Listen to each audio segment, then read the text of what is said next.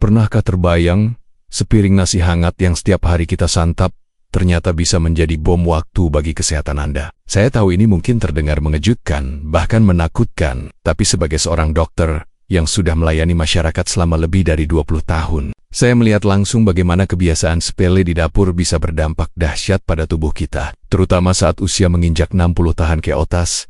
Banyak dari Anda mungkin berpikir, nasi kan makanan pokok kita sejak dulu, tidak mungkin berbahaya. Saya setuju, nasi adalah bagian tak terpisahkan dari budaya kita. Namun, cara kita mengolahnya, terutama di usia senja, memegang peran krusial. Pernahkah Anda merasakan tubuh mudah lelah, pandangan kabur, atau bahkan luka yang sulit sembuh? Bisa jadi, lonjakan gula darah pasca makan nasi adalah salah satu penyebabnya. Ini bukan hanya tentang diabetes, tapi juga risiko penyakit jantung, stroke, dan berbagai komplikasi serius lainnya yang mengintai.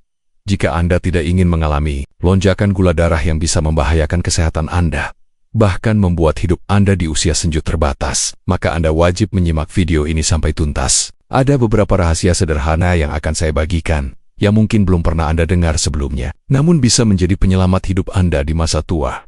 Bagaimana kabar Bapak dan Ibu sekalian hari ini? Semoga selalu dalam keadaan sehat dan penuh semangat. Terima kasih banyak sudah meluangkan waktu untuk berkunjung di video ini. Bagi penonton yang baru bergabung, selamat datang di kanal Sahabat Lansia Sehat. Kami hadir untuk memberikan informasi kesehatan yang terpercaya dan mudah dipahami, khusus untuk Anda para lansia tercinta di Indonesia. Hari ini, kita akan membahas topik yang sangat penting, yang mungkin selama ini luput dari perhatian kita.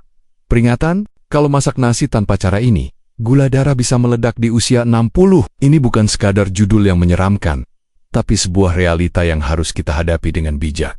Seiring bertambahnya usia, metabolisme tubuh kita mengalami perubahan. Kemampuan tubuh dalam mengolah karbohidrat termasuk nasi tidak seoptimal dulu. Akibatnya, nasi yang kita konsumsi bisa dengan cepat diubah menjadi gula dan membanjiri aliran darah, menyebabkan lonjakan gula darah yang drastis. Lonjakan gula darah ini, jika terjadi terus-menerus, dapat memicu atau memperparah kondisi diabetes, serta meningkatkan risiko berbagai penyakit degeneratif lainnya yang kerap menghampiri lansia.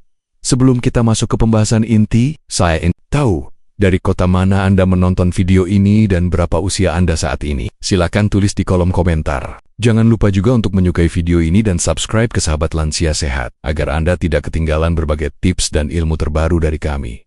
Sekarang, mari kita bahas. Sebagai dokter yang telah berinteraksi dengan ribuan pasien lansia, saya seringkali mendapati bahwa hal-hal kecil dalam kebiasaan sehari-hari justru memberikan dampak yang paling besar. Saya ingat betul seorang pasien saya, Ibu Kartini. Usianya sudah 70 tahun. Beliau sangat gemar makan nasi, bahkan merasa belum makan jika belum menyantap nasi. Gula darahnya seringkali tidak terkontrol, padahal sudah rutin minum obat. Ibu merasa putus asa, berpikir bahwa ia harus berhenti makan nasi kesukaannya. Namun, setelah saya ajarkan beberapa trik sederhana dalam mengolah nasi, gula darah beliau perlahan mulai stabil. Kualitas hidupnya meningkat drastis, energi kembali pulih, dan beliau bisa kembali beraktivitas dengan ceria. Inilah bukti bahwa perubahan kecil bisa membawa dampak luar biasa.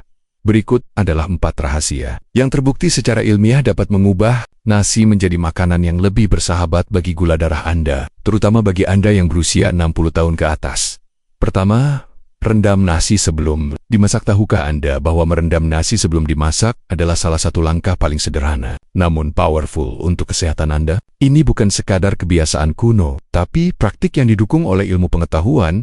Ketika Anda merendam nasi, idealnya selama 30-60 menit dalam air hangat, Anda sedang melakukan sebuah proses penting yang disebut deglycation. Proses ini membantu mengurangi kadar asam fitat dalam beras. Asam fitat adalah senyawa alami yang ditemukan pada biji-bijian, termasuk nasi. Meskipun memiliki beberapa manfaat, pada konsentrasi tinggi, asam fitat dapat menjadi anti nutrisi karena kemampuannya untuk mengikat mineral penting seperti kalsium, seng, dan zat besi. Bagi lansia, penyerapan mineral ini sangat krusial. Kekurangan kalsium dapat menyebabkan osteoporosis. Kekurangan seng melemahkan sistem kekebalan tubuh. Dan kekurangan zat besi dapat menyebabkan anemia. Dengan mengurangi asam fitat melalui perendaman, kita meningkatkan bioavailabilitas mineral-mineral tersebut. Artinya tubuh kita lebih mudah menyerap dan memanfaatkannya. Selain itu, perendaman juga membuat butiran beras menjadi lebih lunak. Ini bukan hanya mempercepat waktu memasak, tetapi juga membuat nasi lebih mudah dicerna oleh sistem pencernaan yang mungkin sudah melambat pada lansia. Nasi yang lebih mudah dicerna berarti perut Anda tidak perlu bekerja terlalu keras, mengurangi risiko kembung atau rasa tidak nyaman setelah makan. Ini adalah langkah kecil yang memberikan manfaat ganda, meningkatkan penyerapan nutrisi penting, dan meringankan beban kerja pencernaan Anda. Saya sering mengingatkan pasien saya, anggaplah perendaman nasi sebagai hadiah kecil yang Anda berikan kepada tubuh Anda setiap hari. Investasi waktu 30 menit ini akan memberikan dividen kesehatan yang besar di kemudian hari. Mulailah kebiasaan ini hari ini juga. Kedua, tambahkan cuka alami ke nasi. Mungkin terdengar aneh menambahkan cuka ke nasi, tapi percayalah, ini adalah salah satu trik cerdas yang bisa membantu mengendalikan gula darah Anda secara signifikan. Ketika Anda menambahkan sekitar 1 sendok makan cuka alami yang difermentasi, seperti cuka sari apel, ke dalam air masak nasi, Anda sedang memanfaatkan kekuatan asam asetat. Asam asetat ini bekerja secara ajaib dalam memperlambat proses pencernaan karbohidrat. Apa artinya ini bagi gula darah Anda? Artinya, nasi yang Anda konsumsi tidak akan dipecah menjadi gula dan diserap ke dalam aliran darah secepat biasanya. Proses penyerapan yang lebih lambat ini mencegah terjadinya lonjakan gula darah yang tiba-tiba dan drastis. Lonjakan gula darah yang tajam inilah yang berbahaya, terutama bagi lansia, karena dapat memicu resistensi insulin dan memperparah kondisi diabetes. Dengan memperlambat penyerapan, kita memberikan waktu bagi tubuh untuk mengelola gula dengan lebih efisien. Sebuah penelitian menarik dari Johns Hopkins University bahkan menemukan bahwa penambahan cuka ke nasi dapat menurunkan indeks glikemik nasi hingga 31%. Ini adalah angka yang sangat signifikan dan tidak bisa diabaikan. Cuka apel yang baik adalah cuka yang masih mengandung mother atau endapan alami di dalamnya, karena disitulah sebagian besar nutrisi dan bakteri baik berada. Pastikan Anda memilih cuka alami yang tidak diproses berlebihan. Saya memiliki seorang pasien Bapak Wisnu yang sangat disiplin dengan dietnya, namun gula darahnya masih sering naik. Setelah ia mulai menambahkan 1 sendok makan cuka apel ke nasi setiap kali memasak, perlahan tapi pasti, gula darahnya menjadi lebih stabil. Beliau bercerita, awalnya ragu dengan rasanya, tapi ternyata tidak terlalu mempengaruhi rasa nasi. Bahkan ada sensasi sedikit asam yang menyegarkan. Ini adalah bukti bahwa inovasi kecil di dapur bisa berdampak besar. Ketiga, campurkan sedikit oatmeal ke nasi. Siapa sangka, perpaduan nasi dan oatmeal bisa menjadi kombinasi yang dahsyat untuk kesehatan gula darah Anda. Ini adalah strategi cerdas untuk meningkatkan kandungan serat nasi. Anda menambahkan sedikit oatmeal tawar dan kering ke dalam nasi saat dimasak akan memperkenalkan serat larut yang sangat bermanfaat, yang dikenal sebagai beta-glukan. Beta-glukan adalah pahlawan tanpa tanda jasa dalam dunia serat. Fungsinya sangat vital, terutama dalam menjaga kesehatan jantung dan mengendalikan gula darah. Ketika beta-glukan masuk ke saluran pencernaan, ia membentuk gel kental yang memperlambat laju makanan melewati usus. Ini berarti karbohidrat dari nasi akan dipecah dan diserap lebih lambat, mencegah lonjakan gula darah yang cepat. Selain itu, beta-glukan juga terbukti efektif dalam membantu menurunkan kadar kolesterol jahat LDL dalam darah. Ini adalah manfaat ganda yang sangat penting bagi lansia yang memiliki risiko penyakit jantung lebih tinggi. Takaran yang disarankan sangat mudah. Cukup tambahkan sekitar 1 hingga 1,5 sendok teh oatmeal tawar dan kering per cangkir nasi yang Anda masak, atau sekitar 5-7 dari total volume beras. Jangan khawatir, jumlah sekecil itu tidak akan mengubah rasa atau tekstur nasi secara drastis. Saya pernah menyarankan ini kepada seorang pasien. Saya yang sangat sulit mengontrol kolesterolnya meskipun sudah berobat. Setelah beliau rajin mencampur oatmeal ke nasi, dalam beberapa bulan, kadar kolesterolnya menunjukkan perbaikan yang signifikan. Beliau terkejut betapa sederhananya solusi ini. Ini adalah cara yang luar biasa untuk menambahkan serat ke dalam diet Anda tanpa perlu merasa seperti sedang makan makanan diet yang membosankan. Cobalah, rasakan manfaatnya, dan nikmati nasi Anda dengan lebih tenang. Keempat, tambahkan kunyit ke nasi. Kunyit, rempah ajaib yang dikenal luas dalam masakan Asia, ternyata memiliki rahasia kesehatan yang luar biasa, terutama untuk mengendalikan gula darah. Ini adalah tambahan yang mudah dan lezat untuk nasi Anda. Komponen aktif utama dalam kunyit adalah kurkumin, sebuah senyawa dengan sifat antioksidan dan antiinflamasi yang sangat kuat. Inilah yang membuat kunyit menjadi rempah yang istimewa. Ketika Anda menaburkan sejumput atau 2 jumput bubuk kunyit murni ke nasi yang hangat setelah matang, Anda sedang memberikan dorongan signifikan pada Sensitivitas insulin tubuh Anda. Sensitivitas insulin adalah kemampuan sel-sel tubuh Anda untuk merespons insulin dengan baik. Insulin adalah hormon yang bertanggung jawab untuk membawa gula dari darah ke dalam sel untuk digunakan sebagai energi.